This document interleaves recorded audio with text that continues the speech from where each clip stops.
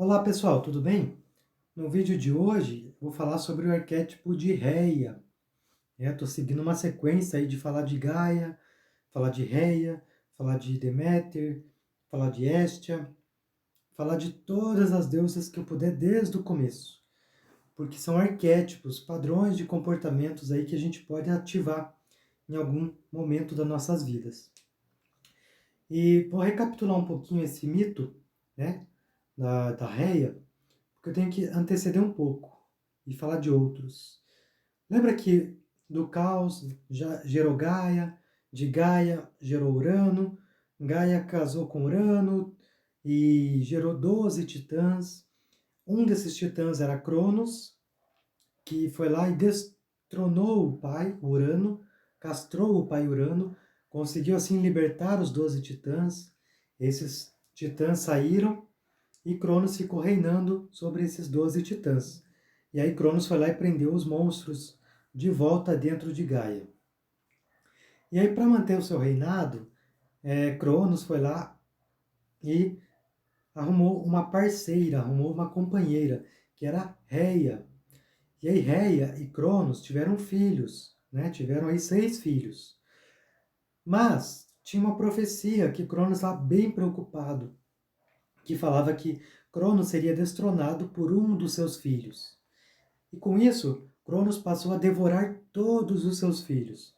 Então ele devorou Hestia, devorou Hera, devorou Deméter, devorou também Poseidon, devorou Hades.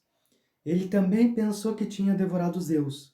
Mas aí, Reia, sabendo que ele ia devorar Zeus também, que ele fez? O que ela fez?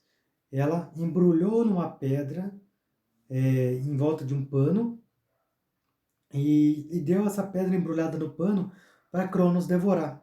Aí Cronos, como já estava ingerindo sempre um filho atrás do outro, nem olhou, ele foi lá e engoliu a pedra pensando que era Zeus, né? Foi assim que Reia conseguiu livrar Zeus de ser devorado pelo pai, né? Isso tem uma amplificação simbólica que é como o tempo devora todas as coisas, né? E quando Reia dá uma pedra para ele engolir, aquela pedra representa aí a imortalidade, representa aquilo que é imortal. Por que, que esse símbolo do imortal? Esse símbolo não aparece como imortalidade no mito. Isso aí eu estou trazendo de outro fenômeno, de uma outra abordagem que é a alquimia. A alquimia tem a pedra filosofal, né? E a pedra filosofal é a pedra da pureza e da imortalidade. Então essa pedra também ela pode representar esse lado da imortalidade, que foi entregue aí, porque Zeus representa a imortalidade, porque ele não é devorado pelo tempo, ele não é devorado por Cronos, então ele é imortal, né?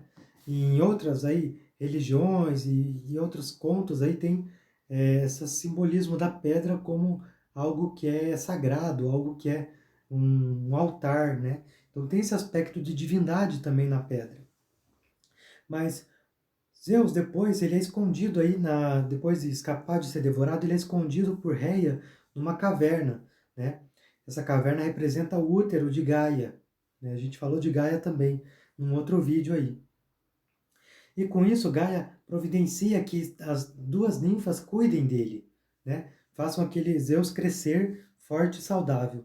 E aí depois que Zeus cresce, ele junto com Metis, que é uma outra titã, ele elabora um plano para destronar Cronos.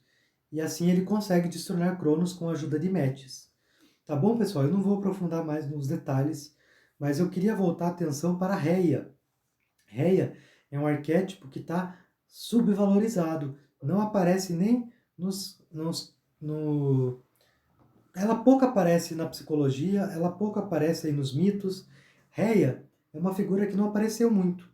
Mas se olhar bem o que aconteceu com Reia, ela é uma titã do nascimento, da maternidade, da vida selvagem, mas ela é uma titã da maternidade que não cuidou dos seus filhos, né? Ela teve que proteger os seus filhos da forma que dava, mas não deu tempo. Cronos devorava todos os filhos. Então imagine uma titã da maternidade que não consegue cuidar dos seus filhos porque o pai vai lá e devora todos. O único que ela conseguiu livrar foi Zeus, né?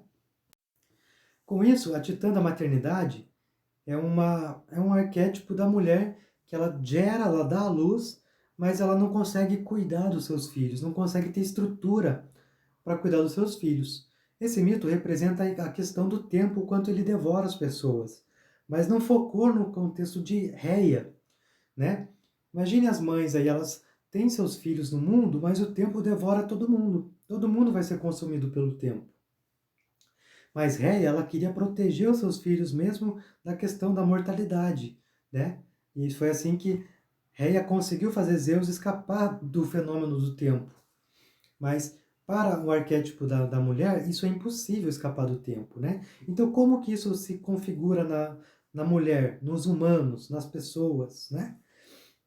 Isso se configura assim, né? Bom, nós, humanos, não somos titãs, né? E também mito é mito. Não dá para trazer isso como uma realidade para a nossa vida. Mas algumas coisas aí dá para a gente extrair do arquétipo de Reia, que acontece muito. Por exemplo, ah, vamos supor que já tem 5 filhos nascidos, né, de um pai e de uma mãe, mas eles estão em uma pobreza grande, uma pobreza financeira mesmo, né? Eles não têm condições. Os dois são humildes, os dois têm dificuldades. O pai é violento, o pai é agressivo, né? O pai realmente consome os seus filhos, não como tempo que devora, e, mas ele está matando seus filhos aos poucos por não deixar que seus filhos sejam eles mesmos, por não deixar seus filhos mais acessarem seu lado mais sensível, seu lado mais feminino, o seu lado mais criativo, né? Eles querem que seus filhos sejam todos durões, sejam fortes, sejam guerreiros. E aí, isso também é uma forma de matar os filhos, né? Mas não é para isso que eu quero chamar atenção. Eu estou querendo ver para a Reia, a questão da Reia. Ela é a mãe que tinha 5 filhos e o sexto ela não conseguiu dar conta, né? Não como rei agora, como uma mãe normal, uma mãe do dia a dia. Já tem 5 filhos e o sexto vem, mas ela fala, não vou conseguir bancar esse filho.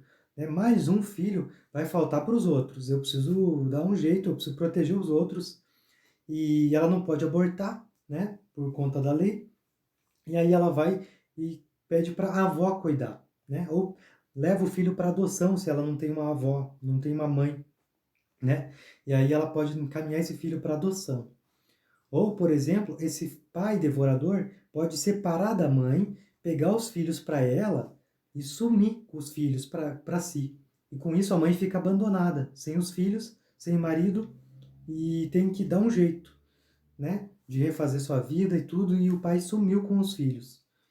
E aí há muitas situações assim, né? Há muito prejuízo emocional, há muitos traumas que isso gera, há muitos complexos que vai influenciar tudo na vida dessa mulher, né? Por exemplo, ela não vai se sentir uma mulher inteira se ela foi uma mãe que deu um filho para adoção, uma mãe que não conseguiu cuidar de todos os filhos por conta da situação financeira da época. Por conta daí ela ter que dar várias formas, dar vários jeitos na vida para que ela consiga se manter a sua família, e mesmo que para isso ela tenha que abrir mão de um dos filhos, que nem Reia fez ali para conseguir salvar Zeus, né? Ela falou, não dá para mim salvar esse filho vai passar fome aqui, né? Então imagina a culpa que essa mulher carrega, imagina os complexos que isso gerou na autoestima dela, imagine fora o marido que pode ser um marido violento, um marido abusador, um marido tirano, né? Um marido machista, fora a situação de que às vezes esse marido levou embora a criança para si e ela ficou sem ver a criança, nunca mais viu a criança. Olha as feridas que ficam, olha os complexos que isso gera. Isso são traumas que é difícil de desassimilar de si, é difícil de tirar essas dores, né? E muitas delas carregam isso e acabam sendo mulheres deprimidas, né? Acabam sendo mulheres que no fundo sempre têm aquela dor, sempre têm aquela mágoa e à noite, em algum momento, ela vê num cenário, uma cena de filme, alguma coisa, ela vê as mães felizes com seus filhos, ela sempre acaba lembrando da dor do filho dela, que ela não conseguiu se fazer presente na vida dele. Fora do filho que foi adotado, gerando curiosidade para saber quem é a mãe, né? Às vezes os pais adotivos enganaram, não falando que ele era adotado. Fora essas questões, estou falando agora por como fica a mulher mesmo nessa situação. Né? Igual Réia deve ter ficado também no mito, só que nunca falaram da versão de Réia, nunca olharam para esse lado difícil de como fica a psicologia feminina depois de acontecer essas coisas. É isso que eu quero chamar atenção. Tem que trabalhar esses complexos, tem que trabalhar essas dores, tem que trabalhar esse luto de perder um filho, mas não para a morte, né? Mas perder o filho porque o filho foi adotado, o filho foi cuidado por um conselho tutelar, porque às vezes na época ela não tinha condições, ou estava viciada em drogas, ou por algum ou qualquer motivo, o Estado levou os filhos dela, devorou os filhos dela, no sentido simbólico, pegou os filhos para si, e ela ficou sem cuidar dos filhos.